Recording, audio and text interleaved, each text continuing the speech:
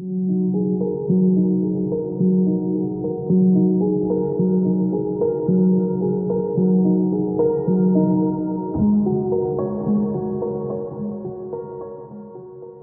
this is PG. Welcome back to the channel. Today we're going to have a look at the photo mode in SENUA'S SAGA, Hellblade II. So we're in the game, I think on one of the early levels, so I'm just going to show you how the photo mode works. Okay, so we pause the game and there we have photo mode. So we just go down to it, select it. Now first things first, what do the triggers do? Left trigger down, right trigger up. So two main triggers are craning. Craning changes your perspective, high to low is good for panoramics. If you go low high, it creates a sense of larger scale. What about the bumper buttons? They move through these tabs, which we'll go through in a moment. If we press the picture in picture button, it will show us the controls. So that's a breakdown of them, but we'll go through them manually now. So the left joystick moves the camera like this. So it's kind of forward, back, left and right. And then the right joystick changes your angle. So if you use them both together, you can compose it with the triggers as well. It's quite a nice combination. And we can find a way of taking the shot.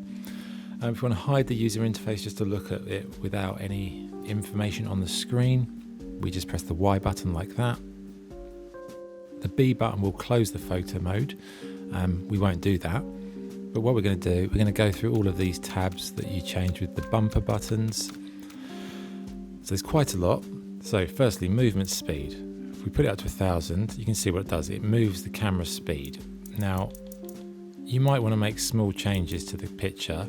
So something like 20% would be quite good if you just want to make a small adjustment, or you want to do a zoom or a pan.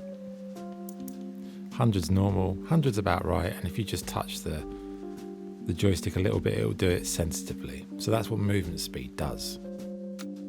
Grid, on or off. So on is good if you just want to balance where the actual character's eye line is. For example, if you wanted it 2/3 up, you could do that. We'll turn it off. Camera roll, essentially this is a tilting mechanism. Tilting is good if you want to create a surreal frame, or you want to capture action or movement. It's quite nice for that. We won't use it here because we're technically doing a landscape. Field of view, think of this like a sort of zooming function. So it zooms out, but obviously if you look at it, it's skewed. As you can see, it's kind of distorted. And if we go, okay. Also, when you hide the UI, it resets to the top setting. That's one thing you've got to bear in mind. Now, if we go all the way in on field of view, again, it's zooming, a zoom function. So we'll zoom it in to about there. Exposure bias. So up raises your exposure, down lowers your exposure. So lowering the exposure is really there to compensate the fact that we haven't got contrast sliders in this, which is a bit annoying. But yeah, you use it appropriately. And then you've got temperature. Up is warm, down is cold, i.e. sort of orangey or blue. There's no reset button as far as I can tell, which is slightly irritating because that means you have to manually go back. Tint is, you go left it's green, you go right it's purple. I rarely use that because I don't really see the practical relevance of it, but it's there. You can use it with the temperature and the tinting to come up with something nice. So that's the camera settings. So next we've got focus. So what are these f-11? What does that mean? That's an f-stop. Aperture or focus is measured in f-stops on cameras. We go f1.4, that means it's shallow. But we can't see anything, can we? So we've got to change the focus distance to match our subject down there. If we were to go depth of field f22, as you can see, the entire horizon is in focus. So it's really what you want. Low is good if you want blurry background portraits. Focus method, manual. You've got split focal planes or autofocus. You can go, like that.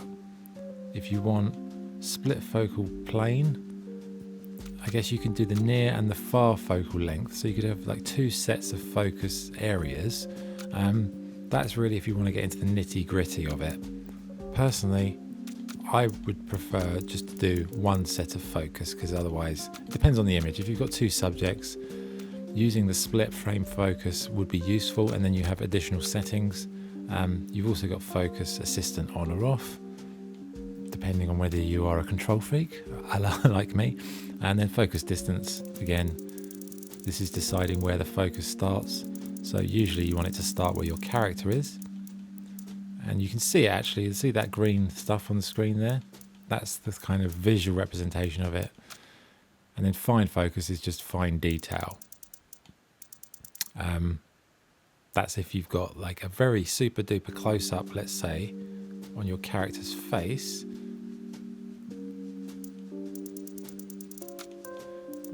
So let's get the focus in the right position. So that, see, we've got the main focus there, and then the fine focus means we can change it very slowly. You see how it changes?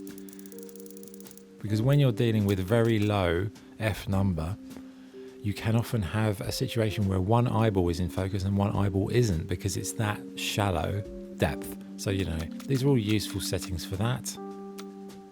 Character, Senua, ally, ally, Senua. And we can make them visible or invisible. Obviously, for the purpose of this, we'll leave visibility on, but it's good if you want to get rid of other characters. Rotation, this is very useful because now we can change Senua's position. Like, where is she looking? So, like, this is a good example. There's sunlight on the right hand side, okay? So maybe we want more sunlight on her face to give it a warmth. So we keep rotating until we've got it. So we've got it there, haven't we? And then we can move her up, we can move her down, north and south, i.e. that's forward and backward in relation to where she's looking, and then east and west in relation to where she's looking. These are good as just for micro sort of level adjustments. But let's just keep her in the frame. So that's the sort of character stuff. That's very useful because we can rotate Senua and we can change her position. No facial expressions though, or body position changes. That's slightly annoying. Lighting next. So we've got lighting 1, lighting 2. First thing, we've got select light. So we've got light 1, 2 and 3. Now for the purpose of this, we'll turn off lights 2 and 3. We'll just have light 1. Right joystick still moves the camera, but the left joystick moves this light. There we go. And you can see how it changes, right? So let's say we wanted a light here, like a boom flash light, like that. We can recenter it, we can enable it on or off, see the difference. We can attach it to the camera, so when we move the camera, the light moves with it. That's very useful if you want to recompose your photograph, although it's just disappeared. So what the hell is that all about? Where's the camera gone? This is weird, isn't it? So this is a temperamental element. We appear to, oh, we've got it back. We've got our light back. I don't really know what happened. So when I moved the camera, something went weird. Then we've got movement. We've got illuminates characters only, everything, fog. We'll do everything on this instance, and then you can add second lights, but we'll use this one. We'll go to the next tab, so we can change the brightness of the light, as you can see, the saturation. So let's make the light yellow, and we'll raise it, so it makes it. See, it's all go orangey, warm color. Softness will dictate how sort of delicate it's handled, and the range. Obviously, if we want less range, we'll see a change in that. There you go. See that change? When we go back, we can add a second light. Let's add a second light. Where we're going to move it, we could, you know, moving light. If you have the light in front, what happens? The face is very bright. If you have it to one side, you create shadows. You have it to the other side, you create shadows. If you have it behind, you can illuminate the character's face or the back of it. You could illuminate the face maybe with a red light, for example, by raising the saturation on that light to create like a halo behind the character, like that, or change the color of it. But it's a bit strange, isn't it? So we'll turn we'll turn light 2 off. We'll just have light 1 on. So yeah, lots of nice settings for the lighting. Lighting 1 sets the light, lighting 2 adjusts the light, lots of settings, lots of options, color, softness, range, really good to play around with. In particular, these are really good when you're dealing with nighttime elements. Here, in the daylight, it's probably less effective, but when you're dealing with dark scenarios, as there are many in this game, this is a very useful tool. And you can have 3 lights. Why would you want 3? You could have 1 for side light, you could have 1 for backlight, and you could have 1 for color toning. Or you could have 1 for toning and 1 for light for Senua, and you could have 1 for toning for something else in the image. So think about that. The lights don't just have to be about light, they can also be about color. Next, we've got filters. So first, I should have gone on this first. Aspect ratio. Nobody wants these borders, right? So we're going to go through all the options until we get, we can go square, but we'll go 16:9 because that's the frame we're using actually when we're playing the game, isn't it, right? So we've lost the focus, so we've got to get the focus again. Oh, we've gone the wrong way. So we've got Senua back in focus. So yeah, aspect ratio is something I would change first when I'm doing the photos. Vignetting is a border around the image. As we raise it, you'll see, look at this, it's almost like a shadow around the edges, isn't it? It's like an eyeball type scenario, isn't it? Now, that's a bit strong. Width, can we change it? If you change the width, it will extend it out. Sharpness, it's not sharpness for the image, it's sharpness for the vignette. So essentially it's kind of like feathering, I would say, is a better word than sharpness, because I saw sharpness and I thought, does that relate to the image or to the vignette? It wasn't very clear, but we'll get rid of that vignette. Then we've got filters. We all know filters from Instagram and photo apps. So here we have a whole host of really nice ones, depending on what exactly it is you want to create. So black and whites, like a sepia tone, almost like bronze effect. So let's say you like that filter but you don't want it all. We just drop intensity down to a manageable level. Let's say 50%, and then you can go through all the filters on 50%, and it's different, gives you a different feeling of it, different flavor. Let's try the woodland one. So again, that's all the filters. And then in real-time effects, if we put it on, what's changed? Good question. Things start to move. If there was water in the shot, you'd see the water move, but there isn't any water. But you'll just have to take my word for it. When you put that on, real-time effects are on or off. Health, I guess that's the health of your character. So what does that do? I'm not really sure what the health does actually, because it doesn't particularly say. Like health as in Senua's health or the health of the real-time effects? Alright, so we've got effects at the bottom. I guess effects are like filters, okay? But they're different. So we've got all sorts of like weird ones. Well, that's quite cool, isn't it? Action, magic, none. Well, let's go timeless. So intensity, if we drop it, again, we can merge. We can create the radius of it. We can do steps.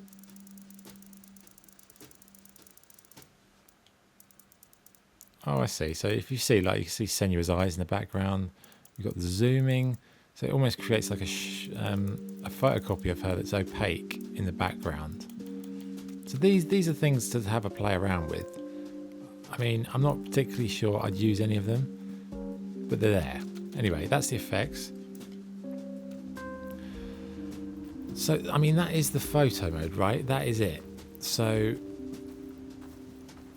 I think it's got lots of options. I think one thing they've missed, you can't change facial expressions, you can't change the body position, and you can't do contrast. Contrast is a very helpful tool. I guess the game is quite contrasty on its own. So in that respect, I think maybe they've probably done a good job of not actually having it. But anyway, let's just take a picture, shall we? Let's just take one as a demo, and then we'll call it a day. So bang, photo mode. First thing we do, we want to go, aspect ratio goes 16:9. Then Then we want to, what do we want to do? We're going to go like super duper close-ups on Senua's face. So you can use field of view for this if you want. There's a sort of just a way of going right in, and we've lost focus. Why is that? Okay, so the focus distance is way too far away. And then find focus. That should be okay. Exposure bias, so we could darken it. Let's darken it, and then we can show you some of the lighting. So I like it. Let's put a red light. So we've got the light, and we're going to put it where we're going to put it. We're going to put it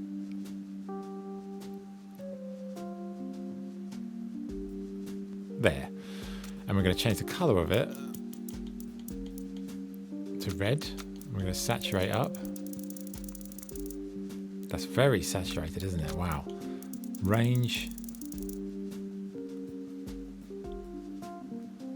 Let's do that. We'll put it there. So that's one light. Okay, we're going to go back to the light and we'll go to light 2. Light 2 is going to be... We're going to make it really bright and no saturation. So let's saturation down, brightness, we're going to go boom light here. We're going to go like massive bang. Didn't really do much, did it? We could do that, but oh, look at that. We'll go there. Let's have a look at filters. What have we got? See, one thing you've got to be careful is every time you go like that to remove the HUD and put it back on, it will go back to the top element. So, you know, if you're changing things and you're just referencing, bear that in mind. Oh, see, it's done it again, hasn't it? Sepia stencil. Let's go, I don't know, the blue's a bit blue. Let's try that. We'll put a vignetting on a little bit, and then we're going to put some effects on. That's quite a nice effect, but we want to change the radius of it. So can we actually move it? I think we can we? Maybe we can zoom out with the depth of field. We'll just adjust the camera.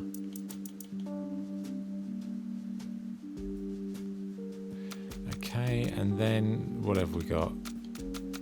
Real-time effects off. Vignette, I think we'll add a bit more to the vignette. Just like that. And what else could we do? I mean, that's just an example. We could rotate if we want to do that, but I think front-facing works best. And there you go. That's just a quick example of how to take a picture. It's not the most exciting one in the world, is it? But anyway, it's done. So that's the photo mode in Senua's Saga Hellblade 2. I hope that was useful. Questions, put them in the comments. I will do my best to answer them. Until next time, thank you for watching, and I will speak to you soon. Cheers.